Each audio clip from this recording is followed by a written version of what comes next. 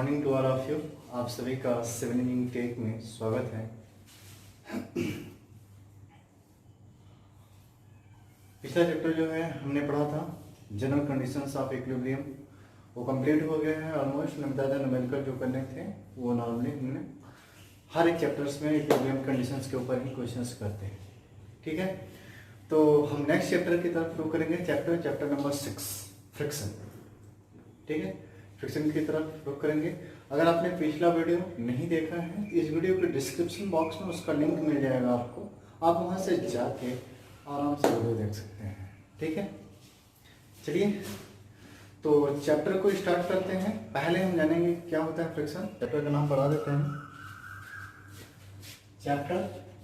Chapter number 6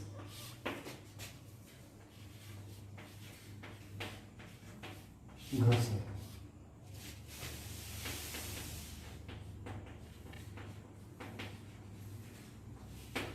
ठीक है, चलिए ऊपर हो गए।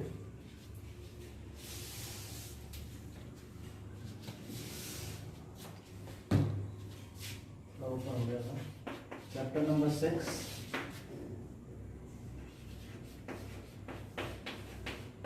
घर्षण। इंग्लिश में क्या बोलते हैं? फ्रिक्शन। ठीक है, चलिए सबसे पहले हम जानेंगे क्या होता है। छोटी छोटी चीजें हैं जो पहले जानेंगे क्या होता है। ठीक है, तो जो घर्षण होता है क्या होता है, जैसे सब कुछ हमारे पास ये दो क्या है, पिंड है। ठीक है, हमने इसको एक दूसरे के ऊपर रखा हुआ है। ठीक है, हमने एक दूसरे के ऊपर क्या रखा है, इसको रखा हुआ है। अब ये क्या करेंगी, यह पिंड पर एक बल कार्य कर रहा होगा। ठीक है, इन दोनों के बीच में क्या कार्य कर रहा होगा, एक बल कार्य कर रहा होगा, जिससे एक पिंड दूसरे पिंड के ऊपर फिसलने का क्या कर रहा होगा, फिसलने का प्रयास कर रहा होगा, या फिर कह सकते हैं कि फिसलने की कोशिश कर रहा होगा, या फिर कह सकते हैं कि यह फिसलने का विरोध करता है। ठीक है, फिसलने के लिए क्या करेगा, इसका फिसलने के लिए फिसलने का विरोध करेगा। तो जो वो विरोध करते समय एक जो बल उत्पन्न होता है, ठीक है, जो क्या होता है, एक बल उत्पन्न होता है, उसे हम कहते हैं घर्षण बल। क्या कहते हैं भाई, घर्षण या घर्षण बल कहते हैं।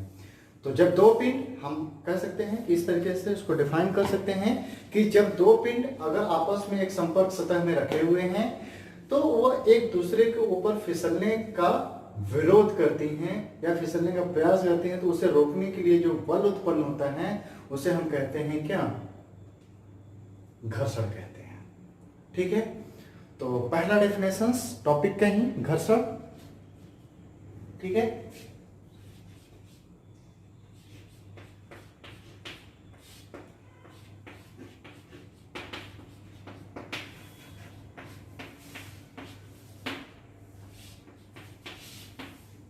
ठीक, अब आपकी स्क्रीन पे शो होगा। ठीक है, अब आपकी स्क्रीन पे डेफिनेशन जो होंगे वो शो होंगे स्क्रीन पे आपके। ठीक है, फ्रिक्शन के लिखा होगा घर्षण वह गुण है, लेक्चर क्या है, प्रॉपर्टी है, जिसके कारण दो रफ सरफेस पिंडों को संपर्क सतहों के बीच एक ऐसा बल उत्पन्न होता है जो एक पिंड दूसरे पिंड पे फिसलने का विरोध करता है। ठीक है, एक पिंड दूसरे पिंड पे फिसलने का विरोध करता है या फिसलने से रोकने की प्रवृत्ति रखता है, इसे क्या कहते हैं, घर्षण कहते हैं। ठीक है, चलिए तो हमने बताया, जैसे हमने पिंड लिया था, दो पिंड थे हमारे पास रफ सरफेस के, हमने एक दूसरे पे संपर्क सतह में रखा था। वो क्या कर रहे हैं, एक दूसरे के ऊपर फिसलने का विरोध करता है या फिर फिसलने की से रोकता है, और उसे हम क्या कहते हैं, घर्षण कहते हैं। ठीक है, अब बात आती है फ्रिक्शन फोर्स, घर्षण बल।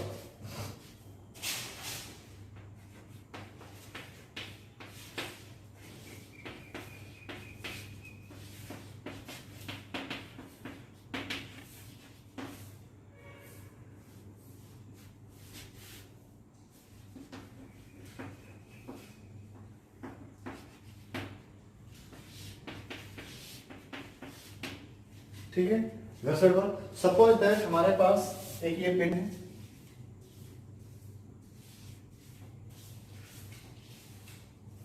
एक रफ सरफेस पे रखी हुई है, राइट, एक रफ सरफेस पे रखी हुई है और क्या जो है P एक फोर्स लगा रहा है। क्या लगा रहा है?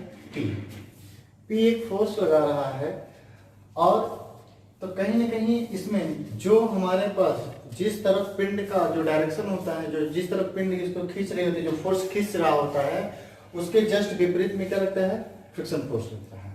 ठीक है, तो हम इसको कह सकते हैं कि इसके विपरीत दिशा में क्या लगेगा? एक फ्रिक्शन फोर्स लगेगा F। क्या लगेगा?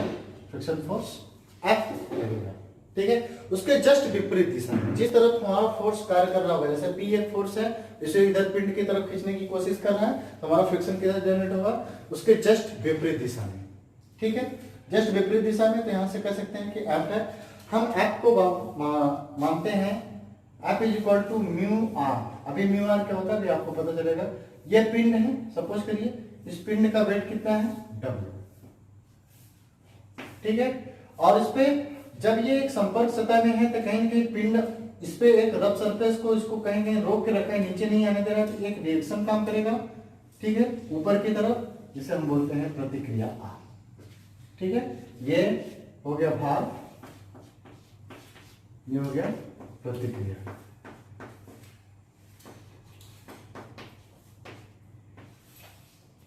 प्रतिक्रिया, ठीक, रिएक्शन प्रतिक्रिया। ठीक है, रिएक्शन फोर्स, राइट। अब अगर हम बात करें ये जो F होता है ना, F इज इक्वल टू क्या होता है? Mu R. क्या होता है म्यू? ठीक है, म्यू जो होती है F is equal to mu R. F जो फ्रिक्शन फोर्स होता है F is equal to mu R. ठीक है, म्यू क्या होता है? म्यू जो होती है उसे हम बोलते हैं कोएफिशिएंट ऑफ फ्रिक्शन।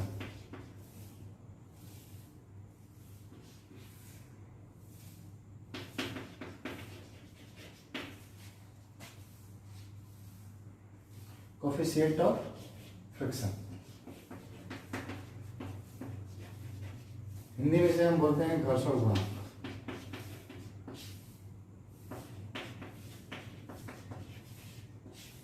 घर्षण गुणांक। ठीक है, तो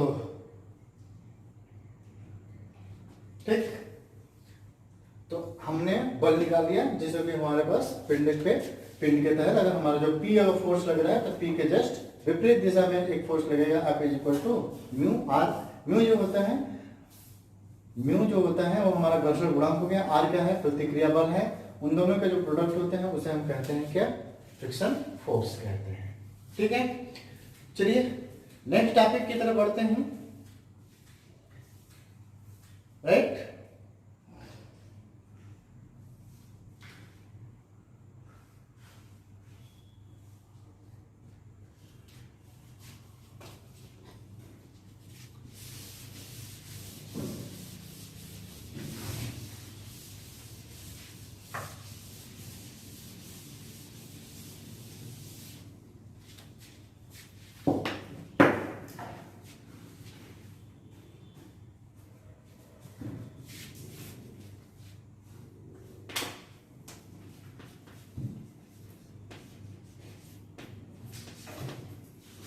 इंजीनियरिंग क्षेत्रों में घर्षण का महत्व।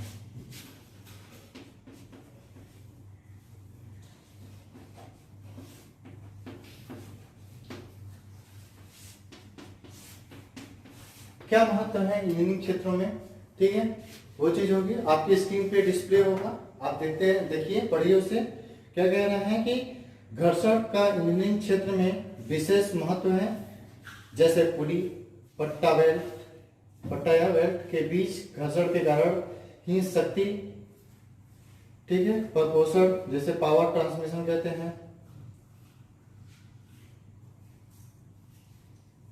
संभव होता है। इसके अतिरिक्त अन्य कोई मशीनों के लिए घर्षण कारण इसके चल भाग की क्रियाएं करते हैं, जैसे ब्रेक तथा घर्षण, क्लच आदि का कार्य करना मोटर, कार, रेल आदि में चलाना संभव होता है, ठीक है, इत्यादि। ये सब हमारे इंजन में यूज होते हैं। जैसे हम क्लच लगाते हैं, जैसे मैकेनिकल्स वाले होते हैं तो यूज करते हैं क्या, गियर और क्लच बनाते हैं, ठीक है।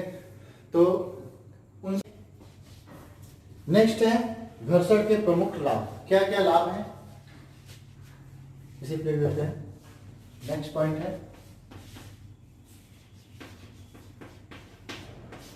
घर्षण के प्रमुख लाभ, ठीक है, घर्षण के प्रमुख लाभ। अब हमारे डेली लाइफ में कैसे यूज है, ठीक है, उसको हम देख सकते हैं। जैसे हम क्या करते हैं, चलते हैं तो हमारा जो अर्थ सरफेस होता है और हमारे जो पैर के तलवे के बीच में भी एक क्या होता है, घर्षण लगता है, राइट। अगर हम बात करें, जैसे अगर हम खूंटी है हमारे घरों में, ठीक है, खूंटी में क्या करते हैं कि जनरली हम कपड़े वगैरह टांगते हैं, अगर उनके बीच में फ्रिक्शन ना लगे तो भी हम क्या कर सकते हैं, वो क्या फिसल जाएगा, ठीक है। अगर हम बात करें घर्षण की, हम चौक है हमारे पास, ठीक है, या पेन पेंसिल हम यूज करते हैं, तो हम कहते हैं अगर कहीं शॉप पे जाते हैं पेन खरीदने के लिए तो हमें कहते हैं कि हमें ग्रिप वाली पेन चाहिए। ग्रिप वाली का मतलब क्या होता है कि उसमें हमें पकड़ अच्छी होनी चाहिए, जिससे मतलब उसमें घर्षण हमारे पास हमारे हाथ और उसके बीच का क्या है, अच्छी होनी चाहिए। जैसे हम अगर वो स्मूथ होती है तो वो क्या होता है, फिसलता रहता है, तो उसमें जो कहते हैं ना कि उसमें ग्रिपिंग अच्छी होनी चाहिए, तो उस पर वहां पे भी एक अच्छा कार्य क्या होता है, घर्षण का कार्य कर रहा होता है। पेंसिल और पेपर होता है, अगर उसमें लिखना शुरू करें, अगर वो रुके ना, अगर हम उसको रोक ना पाए तो वो भी क्या चलता रहेगा, उस पर लिखा ही नहीं सकता, ठीक है, जैसा हम चाहेंगे। चौक है हमारे पास, चौक से अगर हम बोर्ड पे लिख रहे हैं, जैसे जो चाह रहे हैं वो लिख रहे हैं, अगर घर्षण रहित हो जाता तो क्या हो जाता कि हम चीजों को जैसा चाहते वैसा लिख नहीं सकते थे, ठीक है। तो इन सब चीजों का हमें हमारे जो फ्रिक्शन है हमारे जीवन में भी क्या है, बहुत ही महत्व है, ठीक है। आपको कुछ और एग्जांपल्स होंगे जो आपकी स्क्रीन पे शो होंगे, आप वहां से पढ़ सकते हैं, ठीक है। चलिए देखिए,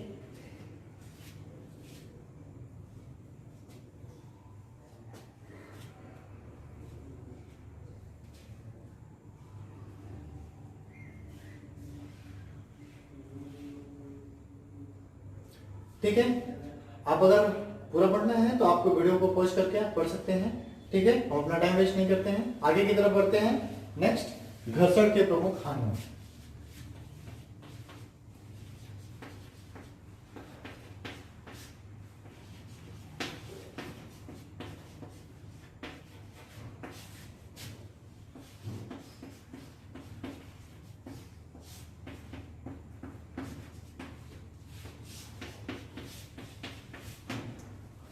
ठीक है, घर्षण के प्रमुख हानियां।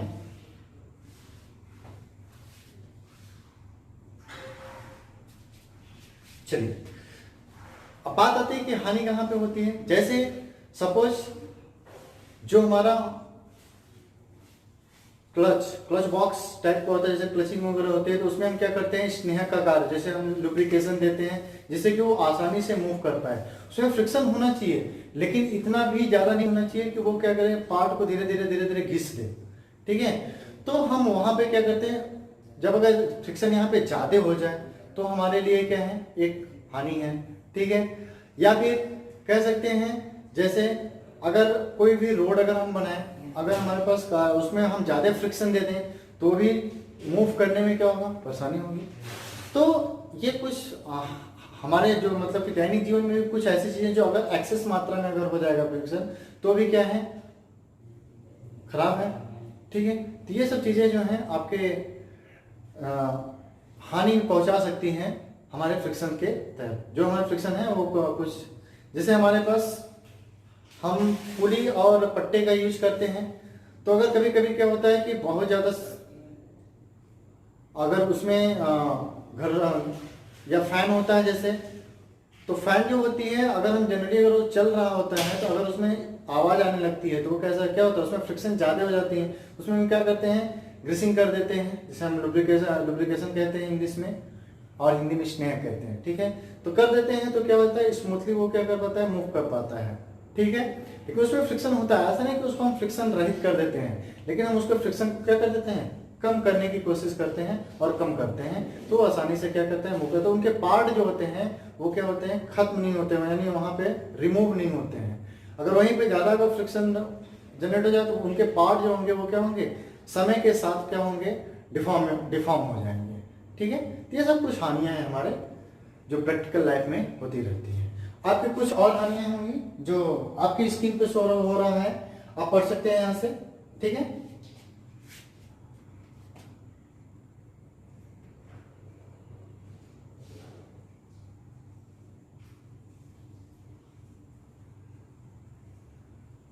चलिए नेक्स्ट टॉपिक की तरफ बढ़ते हैं हम लोग।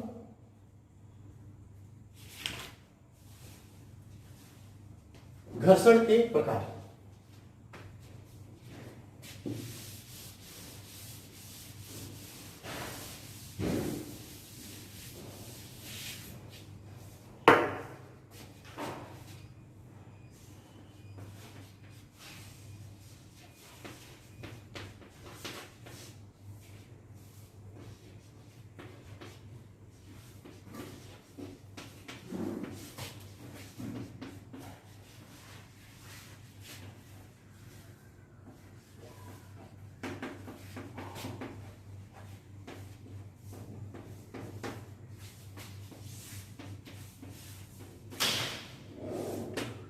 ठीक है, घर्षण के प्रकार यह जनरली क्या होते हैं, 3 तरीके की होती हैं। एक होता है पहला स्थैतिक,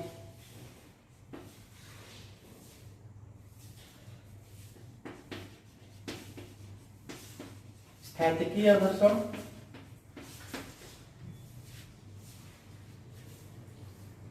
ठीक है। दूसरा है चरम या सीमांत घर्षण,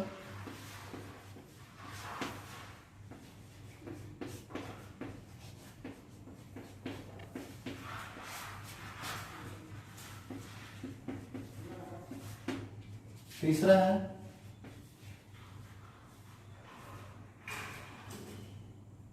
स्थैतिकीय हो गया, गतिकीय,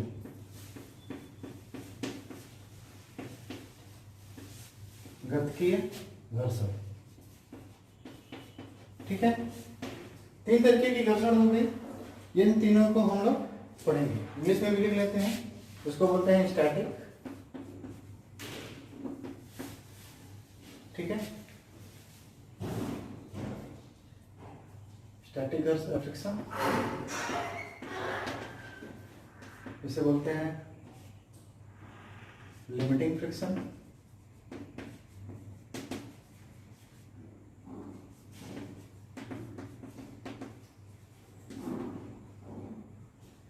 और इसे बोलते हैं डायनामिक।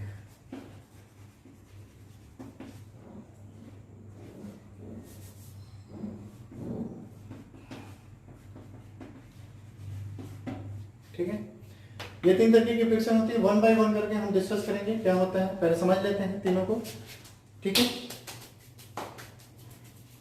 तीनों को हम लोग समझ लेते हैं कि क्या होते हैं तीनों, फिर उसके बाद हम बताते हैं। ले लेते हैं, पहले पेन ले लें, फिर उसको हम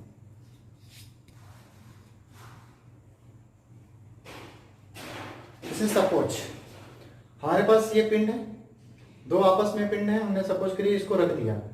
यह क्या है, एक दूसरे के सापेक्ष में क्या है, स्थिर है, ठीक है। ये क्या है, स्थिर है, एक जगह स्थिर है, कहीं चल फिर नहीं रहे हैं। और इसमें जो बल कार्य कर रहा होगा, ठीक है, जो घर्षण बल कार्य कर रहा होगा उसे हम बोलते हैं स्थैतिक घर्षण बल, ठीक है। कहीं ना कहीं अगर रुका हुआ है, अगर इस पर सरक नहीं रहा, इधर उधर नहीं हो रहा, तो इसका मतलब कहीं ना कहीं फ्रिक्शन काम कर रहा होगा। तो जब हम स्थिर हैं तो उस अवस्था में अगर हम कहें कि जो फ्रिक्शन फोर्स, जो फ्रिक्शन बल कार्य कर रहा, मतलब घर्षण बल कार्य कर रहा होगा, उस बल को हम कहते हैं घर्षण बल, जब हमारे दोनों पिंड क्या हो, स्थिर हो, ठीक है। अगर कोई हमारे पास एक पिंड है, ठीक है, दोनों पिंड है हमारे पास, सपोज एक पिंड दूसरे पिंड के ऊपर इस तरीके से रखा हुआ है, ठीक है। दूसरे की बात करते हैं, सीमांत या चरम घर्षण की, ठीक है। अब इसको हम धीरे धीरे इंक्लाइन करते जा रहे हैं, ठीक है, इंक्लाइन करते जा रहे हैं। यह एक समय ऐसा आएगा जहां पे ये नीचे की तरफ स्लाइड करने की कोशिश करेगा।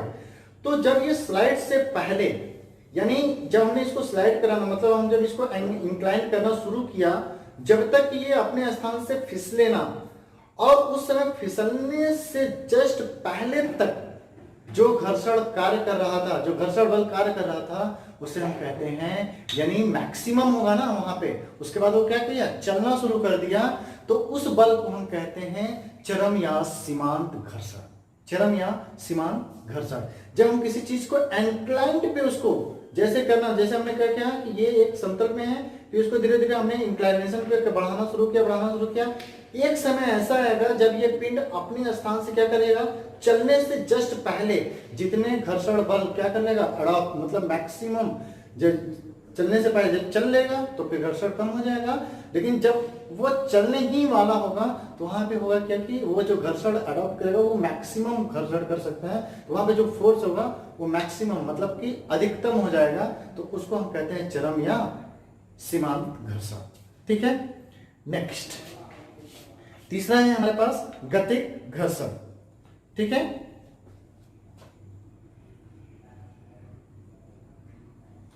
जैसे सपोज हमारे पास ये दो पिंड हैं, अब ये क्या कर रहे हैं कि एक दूसरे के ऊपर चले हैं। अब ये क्या किए, चलना शुरू किए, ठीक है, एक दूसरे के साथ साथ। अब ये जब एक दूसरे के सापेक्ष जब गति करेंगे, ठीक है, तो गति क्या करेंगे, जब गति करना शुरू करेंगे तो क्या हम कह सकते हैं कि ये जो होंगे, जब गति करेंगे तो एक दूसरे के सापेक्ष जब गति करेंगे तो इसमें कहीं ना कहीं ये घर्षण का क्या करेंगे, विरोध, मतलब ये चलने का विरोध करेंगे, तो वहां पे एक घर्षण उत्पन्न होगा जब हम गति करते समय, तो वो जो घर्षण कहलाता है उसे हम कहते हैं गतिक घर्षण।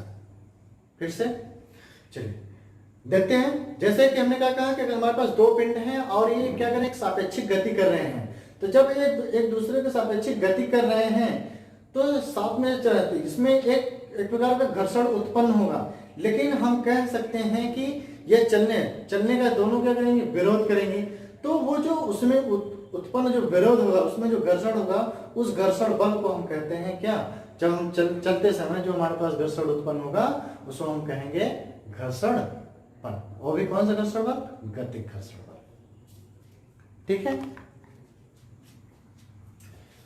अब तीनों को हम वन बाय वन करके क्या करेंगे, स्क्रीन पे शो होगा, आप वहां से पढ़ सकते हैं, ठीक है। नोट करना है तो वीडियो को पॉज करके नोट भी कर सकते हैं, ठीक है।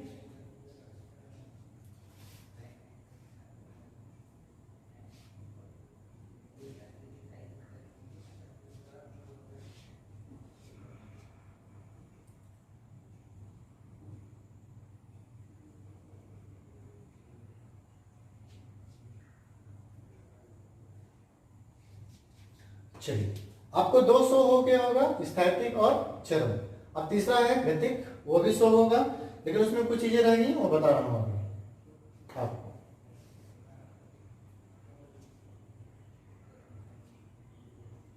चलिए देखिए, जो गतिक घर्षण होती हैं वो बेसिकली दो टाइप्स की होती है,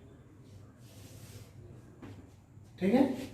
जो गतिक घर्षण होता है वो कितने टाइप्स के होते हैं भाई, दो टाइप्स के होते हैं। एक होता है सर्पी घर्षण, एक होता है लुढ़न घर्षण। इसको हम बोलते हैं सर्पी घर्षण, इसको हम इंग्लिश में बोलते हैं स्लाइडिंग फ्रिक्शन। इसको बोलते हैं लुढ़न घर्षण, इसको हम इंग्लिश में बोलते हैं लोडिंग घर्षण।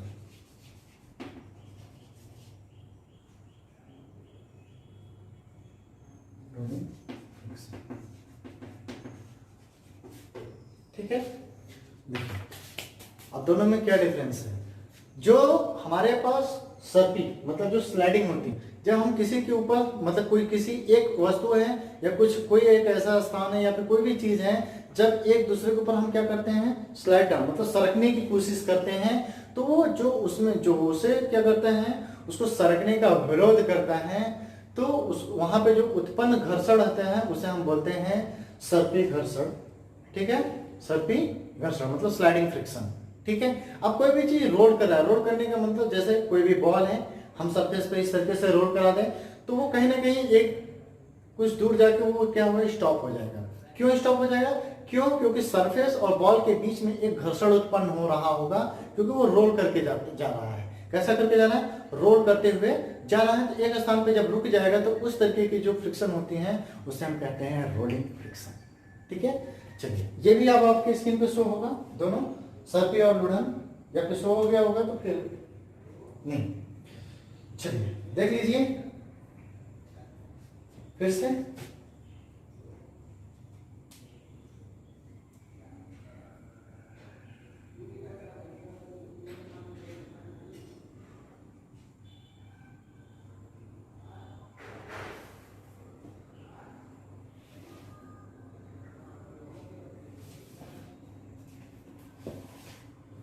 चलिए नेक्स्ट की तरफ बढ़ते हैं, घर्षण के नियम।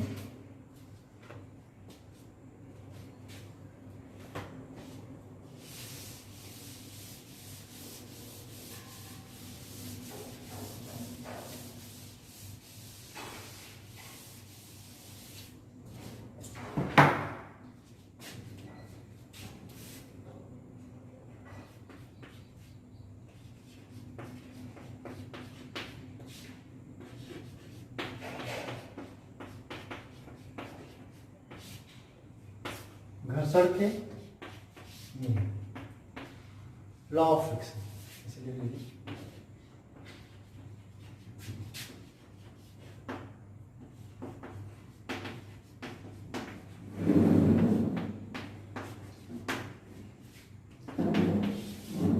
ठीक है। 5-6 पॉइंट है, आपकी स्क्रीन पे शो होगा।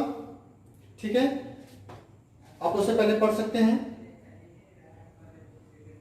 फिर उसके बाद 1 बाय 1 करके हम लोग डिस्कस करेंगे। ठीक है, पहला पॉइंट है घर्षण बल का मान अविलंब प्रतिक्रिया R के अनुक्रमानुपाती होता है, मतलब समानुपाती होता है। ठीक है, दूसरा पॉइंट है घर्षण बल की दिशा पिंड के सापेक्ष गति की दिशा के विपरीत होती है। सही बात है, वो तो होता ही है, हमने पहले ही देख चुके हैं। ठीक है, घर्षण बल का मान सतह के क्षेत्रफल से स्वतंत्र होता है।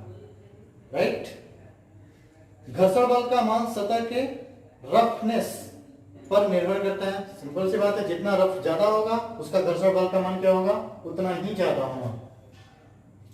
घर्षण बल का मान पदार्थ पर भी निर्भर करता है। राइट, ये भी सही है कि घर्षण बल का जो मान होता है वो किस पे निर्भर करता है, पदार्थ पर, मटेरियल पे निर्भर करता है कि वो किस तरीके का मटेरियल है। ठीक है, 5 पॉइंट थे, आप पढ़ लिए हैं। देखिए हम एक एक करके डिस्कस करते हैं। सबसे पहले जो उन्होंने कहा कि एफ जो होता है, जो घर्षण बल होता है वो किसके अनुक्रमानुपाती होता है, आर के। सिंपल सी बात है, अगर हमने पढ़ा है अभी पढ़ा है F is equal to mu R, और जो म्यू होता है वो क्या होता है, घर्षण गुणांक होता है। क्या होता है भाई, घर्षण गुणांक। अगर ये घर्षण गुणांक होता है तो हम कह सकते हैं कि ये क्या एक प्रकार का कांस्टेंट है। क्या है, एक प्रकार का कांस्टेंट। अलग अलग मटेरियल के लिए अलग अलग हो सकता है, लेकिन होता क्या है, कांस्टेंट है। तो हम यहां से ये कह सकते हैं कि F is directly proportional to R। पहला पॉइंट यही कह रहा है। ठीक है, F is directly proportional to R।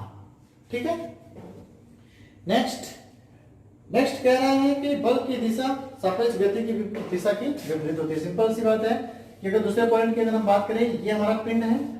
ठीक है, अगर ये किसी रफ सरफेस पे रखा हुआ है, ठीक है, अगर हमारे पिंड इस दिशा में गति कर रहे हैं, कोई बल P लगा करके, ये क्या है, गति की दिशा है।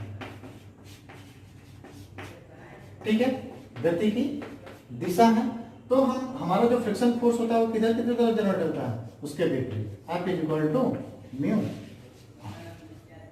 ठीक है, F is equal to mu R, दिशा गति की दिशा के जस्ट विपरीत। ठीक है, नेक्स्ट है कह रहा है कि घर्षण बल का मान सतह के क्षेत्रफल से स्वतंत्र होता है। सिंपल से जो जो मतलब सतह का जो क्षेत्रफल होता है उससे स्वतंत्र होता है। घर्षण बल उस पर डिपेंड नहीं रहेगा, क्षेत्रफल ज्यादा है तो घर्षण ज्यादा हो जाएगा, ऐसा कुछ नहीं है। ठीक है, बिल्कुल स्वतंत्र होता है।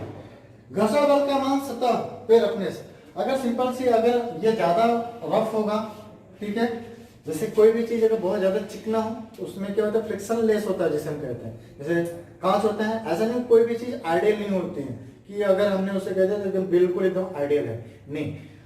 जैसे कांच है तो उस पर क्या होता है, फ्रिक्शन क्या होता है, कम होता है। ठीक है, फ्रिक्शन क्या होता है, कम होता है। तो अगर उसमें कोई भी हमारे पास रफ सरफेस है, ठीक है, कोई भी अगर हमारे पास रफ सरफेस है तो हम कह सकते हैं कि क्या है, वो ज्यादा फ्रिक्शन, उस पर जो फ्रिक्शन फोर्स की जो वैल्यू आएगी वो क्या आएगी, उस पर हमें ज्यादा फोर्स लगाने की जरूरत है। ठीक है, उसमें फ्रिक्शन क्या होगा, बढ़ जाएगा।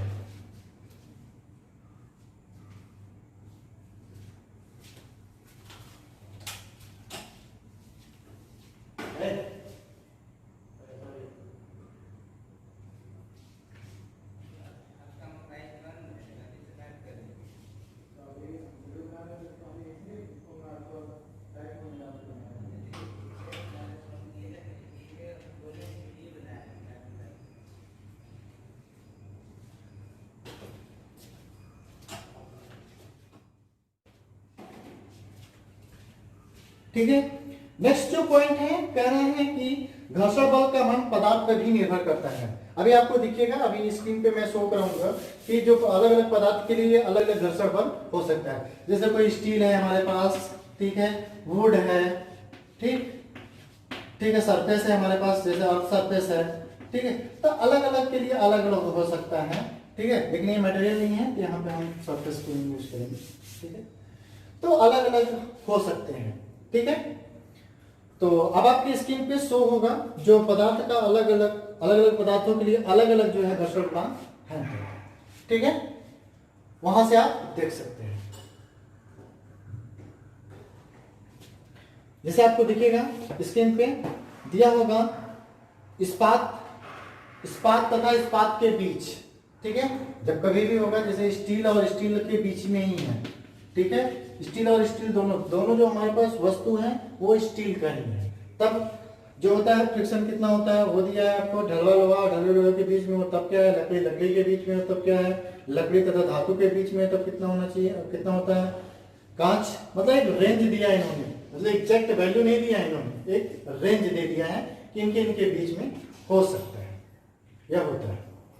ठीक है, चलिए नेक्स्ट टॉपिक की तरफ रुक करते हैं भाई। ठीक है, अब कुछ हमारे पास परिभाषाएं हैं, उनको हम पढ़ेंगे। ठीक है, चलिए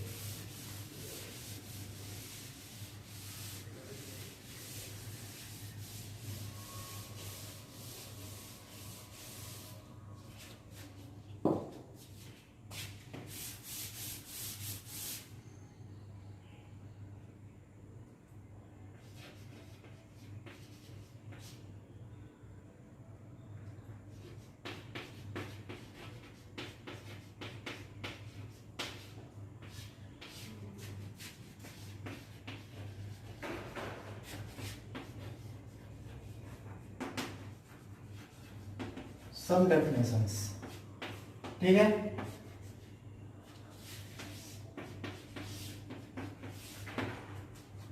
तो पहला जो डेफिनेशंस है हमारे पास वो हमें निकल के आ रहा है कि अविलंब प्रतिक्रिया। पहला है अविलंब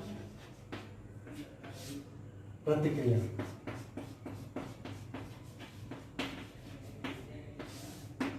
ठीक है, अविलंब प्रतिक्रिया। ठीक है,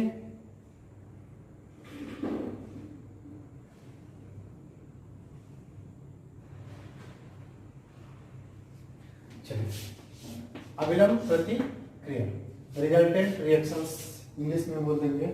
ठीक है, अविलंब प्रतिक्रिया, इसको हम आर से शो करते हैं। क्या शो करते हैं भाई, आर से। ठीक, डेफिनेशन मिल जाएंगे आपको, समझ लीजिए। जैसे हमारे पास कोई भी पिंड होता है, ठीक है, कोई भी क्या है, पिंड है, ये हमारा रफ सरफेस है, और इस पिंड का जो है वेट जो है वो क्या है, W है, राइट। इस पिंड का वेट क्या है, W है। तो जब ये पिंड जब लगा रहा है तो इसकी लंब दिशा में हमें एक फोर्स मिलता है जिसे हम कहते हैं अभिलंब प्रतिक्रिया, ठीक है, लंब दिशा में, ठीक है, कार्य कर रहा है, ठीक है। तो आपकी स्क्रीन पे शो हो रहा होगा अभिलंब प्रतिक्रिया, लिखा होगा पिंड की संपर्क सतह से लंब दिशा में कार्य करने वाला प्रतिक्रिया बल को हम ही अभिलंब प्रतिक्रिया कहते हैं और इसे R से प्रदर्शित करते हैं। मैंने दिखा दिया है पहले ही कि R से प्रदर्शित करते हैं, ठीक है।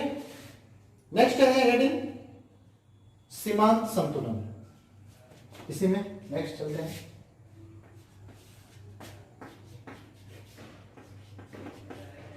सीमांत संतुलन, ठीक है, सीमांत संतुलन, ठीक है, लिमिटिंग इक्विलिब्रियम।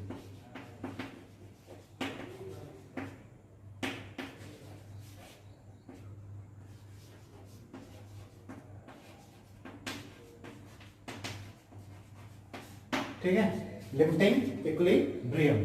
जब लिमिटिंग इक्विलिब्रियम की बात करें, ठीक है, जैसे हमने बताया था कि अगर हमारे पास कोई भी एक ये सरफेस है और ये हमारे पास क्या है कि अगर ये इंक्लाइंड है, सपोज ये किसी एंगल थीटा पे है या अल्फा मान लेते हैं कुछ भी, ठीक है। तो अगर यहां पे पिंड अगर हम रखें, अगर हम यहां पे अगर पिंड रखें कुछ इस तरीके से, ठीक है, और ये क्या है, जब तक कि स्लाइड डाउन ना हो, जब तक कि स्लाइड डाउन ना हो और इस पे कोई ना कोई एक फ्रिक्शन कार्य कर रहा होगा, जब तक ये नीचे की तरफ क्या करेगा, डाउन नहीं आएगा, तब तक ये क्या है, संतुलन की अवस्था में है, यानी ये तब तक क्या है, संतुलित है, मतलब कि मूव ना करने के लिए। जैसे ही मूव करने की टेंडेंसी रखती है, मतलब मूव जैसे ही करने की कोशिश करती हैं तो उससे जस्ट पहले तक की जितनी भी मतलब जो कंडीशंस होती हैं उसे हम बोलते हैं सीमांत, यानी लिमिटिंग, मैक्सिमम इक्विलिब्रियम जो है वहां तक हो सकती है। उसके बाद जो होगी हमारे पिंड क्या होगी, स्लाइड डाउन हो जाएगा। तो परिभाषा आपके स्क्रीन पे शो होगा।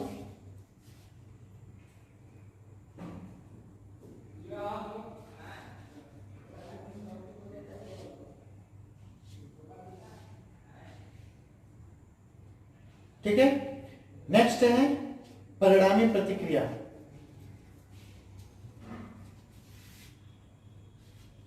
हो गया,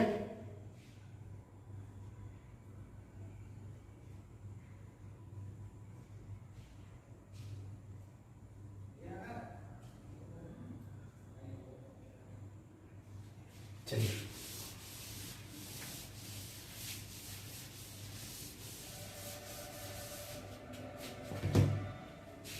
नेक्स्ट तीसरी हेडिंग है कुछ मतलब परिभाषा में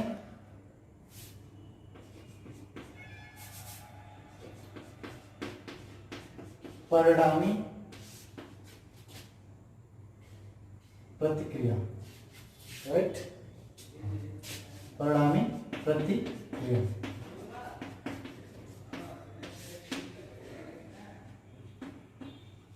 रिजल्टेंट रिएक्शन,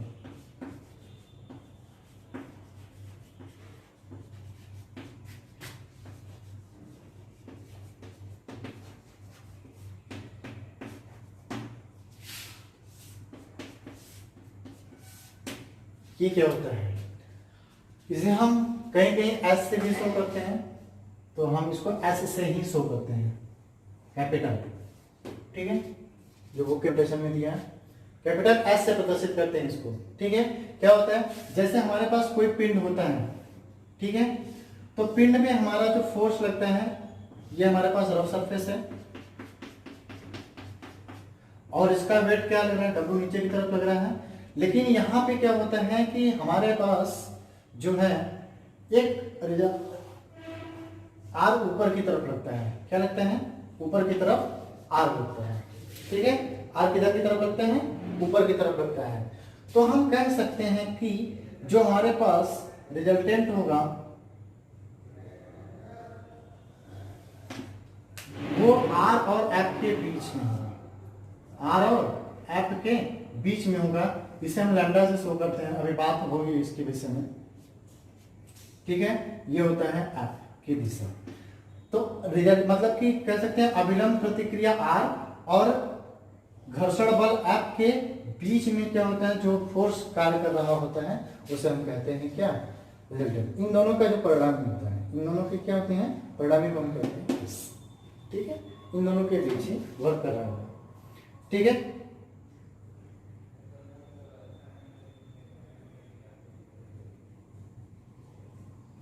आपकी स्क्रीन पे शो हो जाएगा, आप वहां से भी देख सकते हैं परिभाषा, ठीक है। नेक्स्ट एंड फाइनल,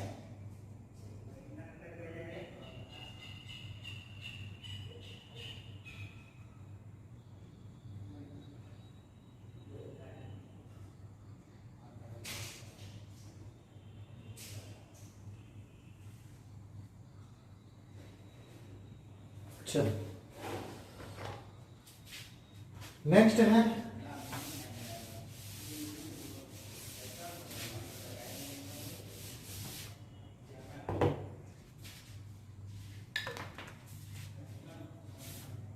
घर्षण गुणांक।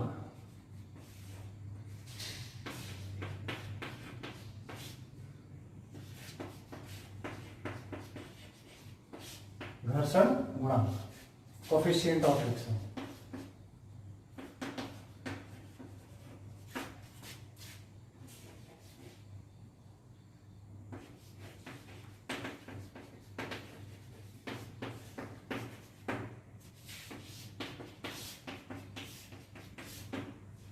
ठीक है।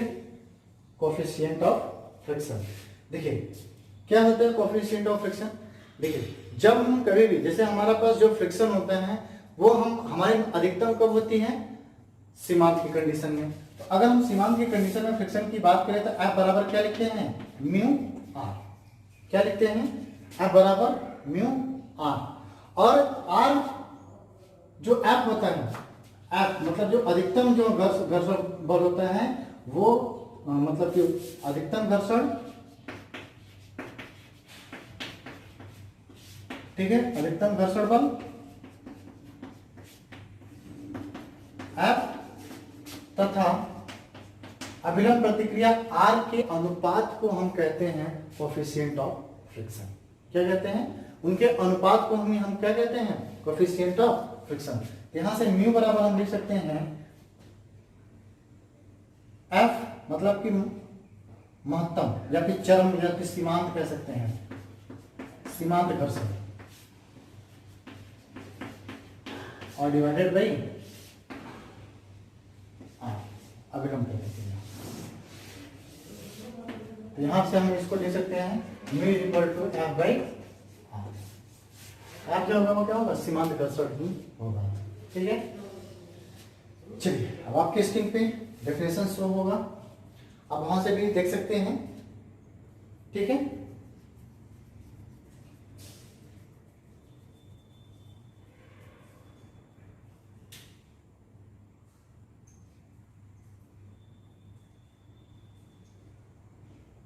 चलिए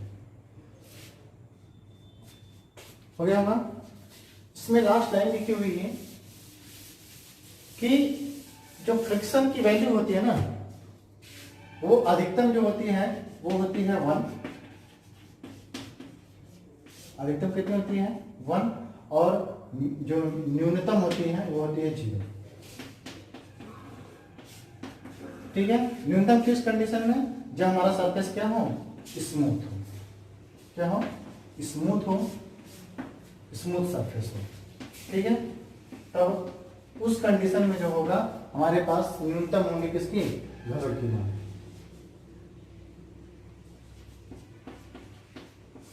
ठीक है। घर्षण किसका न्यूनतम होगा तब 0 होगा,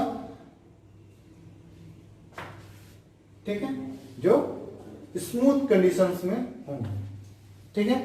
ये कुछ इंपॉर्टेंट डेफिनेशंस थे जो कि हमने देख लिया, ठीक है। अब और हैं, एक दो रह गए हैं, उसको भी देखते हैं। नेक्स्ट है हमारे पास घर्षण कोण। घर्षण कोण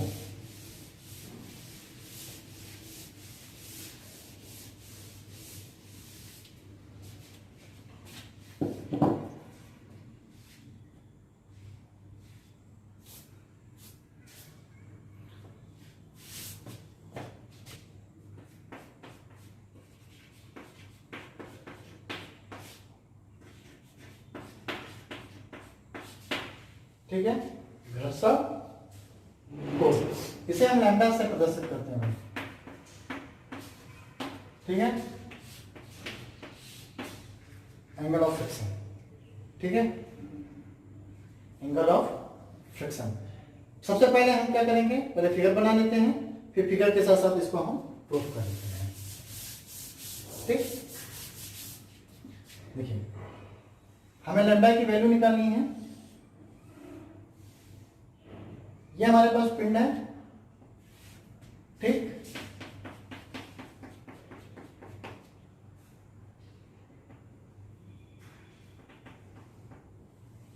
W नीचे की तरफ, ये P फोर्स लगेगा, R ऊपर की तरफ, यह है गति की दिशा,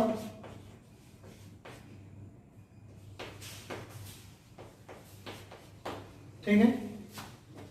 फ्रिक्शन फोर्स हमारा किधर लगेगा, पीछे की तरफ, F इज इक्वल टू,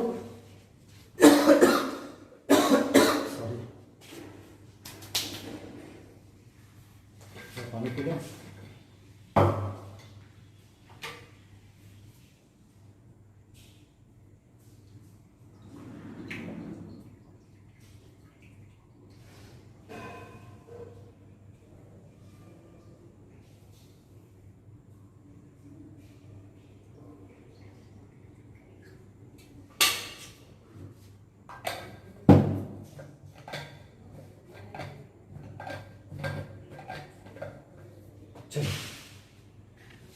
ठीक है, अब देखिए यहां से अगर हम कहें तो हमने यहां से एक रेखा खींचा, ये हमारा क्या है, ऐसा जिसको हम कहते हैं परिणामी।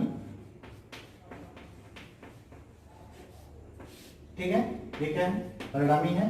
इनके बीच का जो एंगल है वो है लैम्डा, इसी को हमें ज्ञात करना है, इसी को हम कहते हैं एंगल ऑफ फ्रिक्शन। ठीक है, तो अगर हम ज्ञात करें एंगल ऑफ फ्रिक्शन, ठीक, चलिए, तो R बराबर क्या है, W है। R बराबर क्या है, W है।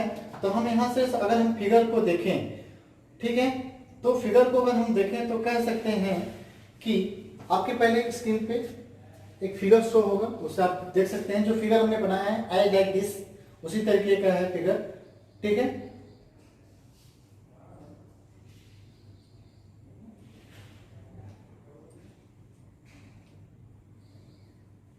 चलिए, हो गया होगा। अब अगर हम कहें कि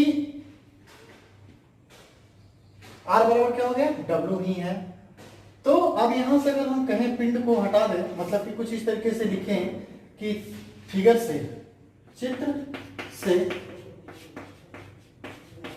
तो क्या हम कह सकते हैं क्या कि जो ये S है, S क्या हो जाएगा, इसका कॉस जाएगा, तो हम कह सकते हैं कि S cos lambda is equal to R। S cos lambda is equal to R, और यहां से फिर क्या आ जाएगा, S sine lambda is equal to mu R हो जाएगा। S sine lambda is equal to mu R, right. S sine lambda is equal to mu R, ठीक। अब अगर हम बात करें तो जो ये हमारे पास अभिलंब प्रतिक्रिया इनके बीच की डिग्री 90 डिग्री का है। तो अगर हम कहें, अगर हम इक्वेशन इसको फर्स्ट मान लें और इसको इक्वेशन सेकंड मान लें, तो अगर हम इक्वेशन 2 अगर हम कहें कि अगर दोनों क्या हैं, समकोण पे हैं, दोनों क्या है, समकोण पे हैं, तो हम कह सकते हैं कि अगर हम इस समीकरण 2 व समीकरण 1 का भाग दे दें,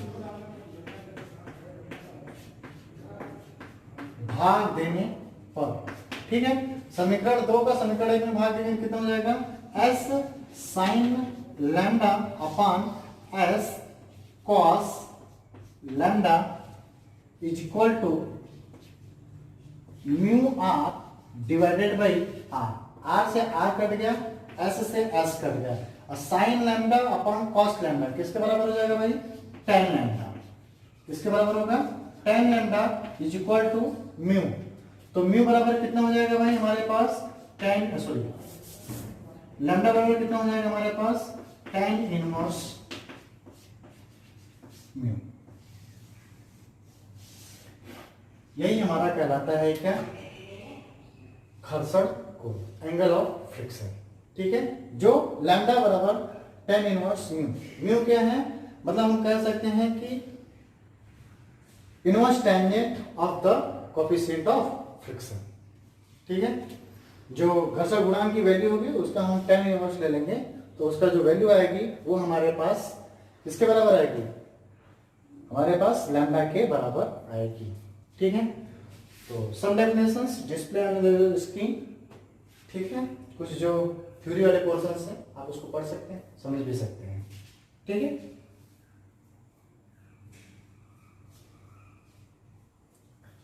आप कहीं परेशान मत होइएगा, कहीं कहीं लैम्डा की जगह पे फाई भी यूज होता है, इसको भी ध्यान रखिएगा कि कहीं कहीं अगर फाई दिया है तभी घबराइएगा मत, ठीक है।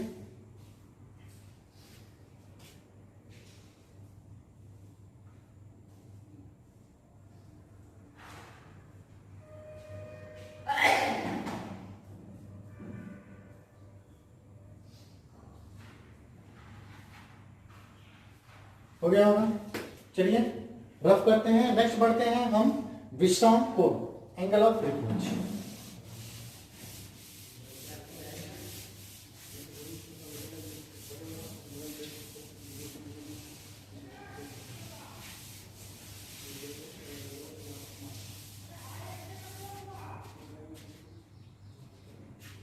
कौन सा नंबर है, 5वां या 6वां नंबर होगा जो भी है,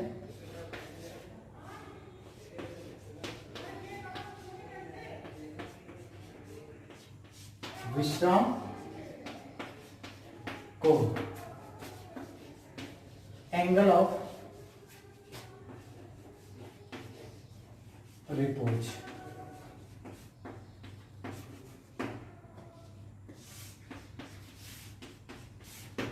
ठीक है, विश्राम कोण एंगल ऑफ रिपोज, ठीक है।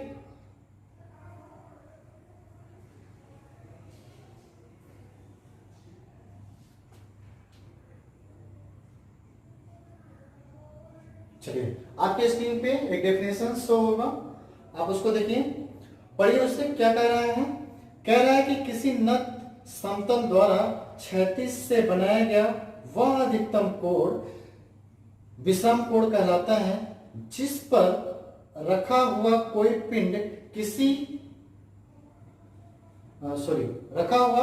पिंड बिना किसी बाह्य बल के विरामावस्था में रखा जा सकता है, उसे उसे विश्राम कोण कहते हैं। इसमें बुक में गलत दिया है, उसको सही कर दीजिएगा,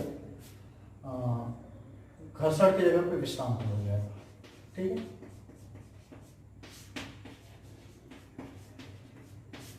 ठीक है, चलिए आगे यहाँ पे समझिए, जैसे हमने क्या कहा था एक बार कि जब हमारा सीमांत घर्षण क्या होता है कि जब हमारे पास कोई भी अगर पिंड है, अगर एक सरफेस पे रखा हुआ और उसको हम धीरे धीरे बढ़ाते जाएं और वो स्लाइड डाउन ना हो, जब तक हम उसको बढ़ाते जाएंगे उसके एंगल को, जब तक कि वो स्लाइड डाउन ना हो, तो वो जो उसमें जो फ्रिक्शन जनरेट हो रहा था उसे हम कहते हैं सीमांत घर्षण। लेकिन जो एंगल जो यहाँ पे अब जनरेट हो रहा है इसको हम बोलते हैं क्या, विश्राम कोण। इसको हम थीटा से आई थिंक इन्होंने रिप्रेजेंट किया है, ठीक है, हाँ थीटा से इन्होंने रिप्रेजेंट किया है। ठीक है, थीटा से रिप्रेजेंट करते हैं तो इसे हम कहते हैं क्या, विश्राम कोण कहते हैं। और वह अधिकतम जब ये स्लाइड डाउन होने से जस्ट पहले जितने एंगल अडॉप्ट कर लेता है, जितने एंगल तक ये जा सकता है, उससे जब तक ये कि स्लाइड डाउन न हो, नीचे की तरफ ना घस के, तब तक हम उसको जितने एंगल वो बना लेता है और किससे, क्षैतिज से, उसे हम कहते हैं क्या, विश्राम कोण कहते हैं। ठीक है, नेक्स्ट है हमारे पास लास्ट एंड फाइनल,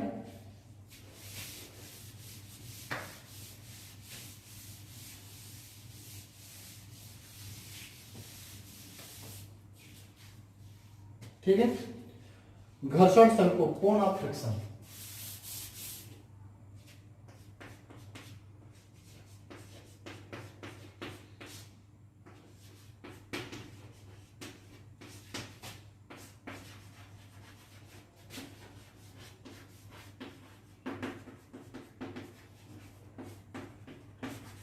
चलिए, डेफिनेशन जो है आपकी स्क्रीन पे शो हो रहा होगा।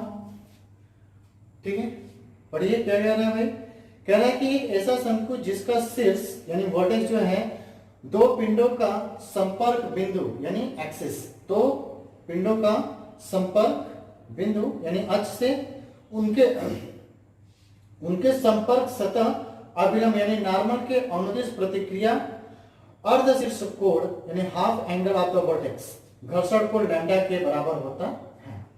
ठीक है, कहने का मतलब क्या है इनके, देखिए जैसे हमारे पास ये जो कोण होता है, सपोज ये हमारे पास कोण है, अलग अलग जगहों से आ रहे हैं और ये पिंड है एक दूसरे से क्या कर रहे हैं, मीट कर रहे हैं, और इनकी जो अभिलंब प्रतिक्रिया है आर, यहां से इनके सेंटर से होते हुए कुछ इस तरीके से ऊपर की ओर लगा रहा है। ठीक है,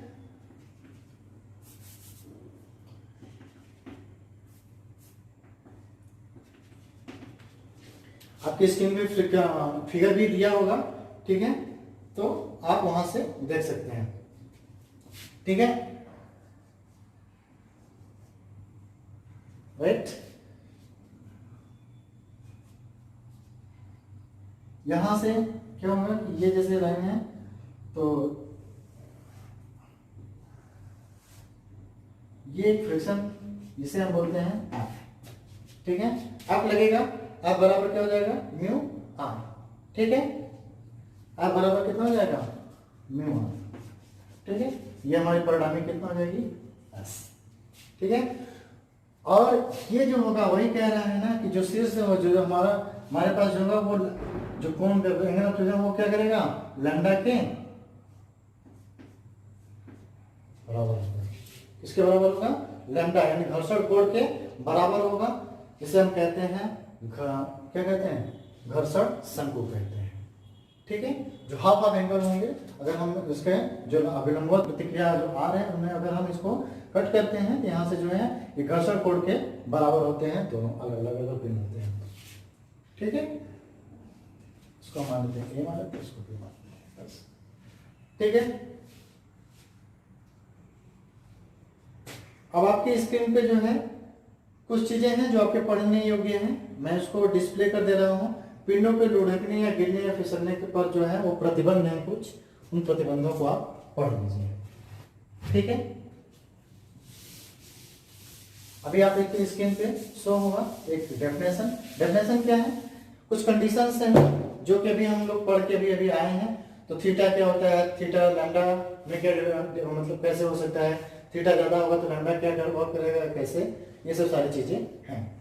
ठीक है, चलो पिंडों के लुढ़कने तथा फिसलने के प्रतिबंध, पिंडों के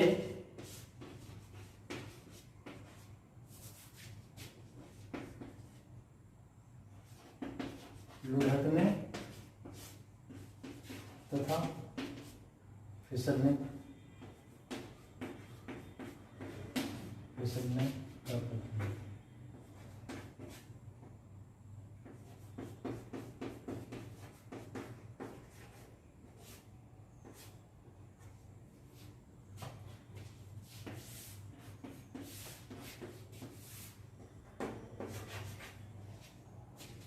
ठीक है, कुछ प्रतिबंध हैं वहां पे दे रखे हैं, आप वहां से पढ़ सकते हैं। ठीक है,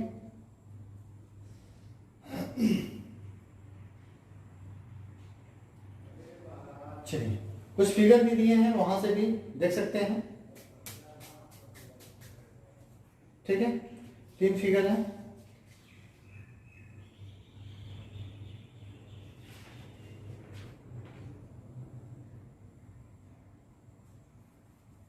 चलिए आज के लिए इतना ही रखते हैं इस लेक्चर में। नेक्स्ट लेक्चर में जब हम आएंगे तो वहां से पढ़ेंगे, अब कुछ जो फॉर्मूले होंगे, जो सूत्र होंगे, उनको हम प्रूफ करेंगे। फिर उसके बाद फिर फर्दर देन हम लोग क्या करेंगे, न्यूमेरिकल ढेर सारे करने वाले हैं इस चैप्टर के अंदर। ठीक है, तो चलिए आज के लिए इतना ही रखते हैं। अगर वीडियो अच्छा लगा होता हो तो ज़्यादा से ज़्यादा लाइक कर दीजिएगा, शेयर कर दीजिएगा, जिससे और लोगों को भी पता चले कि यहाँ पे मैकेनिक्स हम लोग पढ़ रहे हैं। और अगर चैनल पे नए हो तो सब्सक्राइब जरूर कर लें, बेल आइकन दबाना तो बिल्कुल ना भूलें, जिससे कि आपको वीडियो का नोटिफिकेशन समय समय पे मिलता रहेगा। ठीक है, चलिए thank you to watching me. जय हिंद, जय भारत।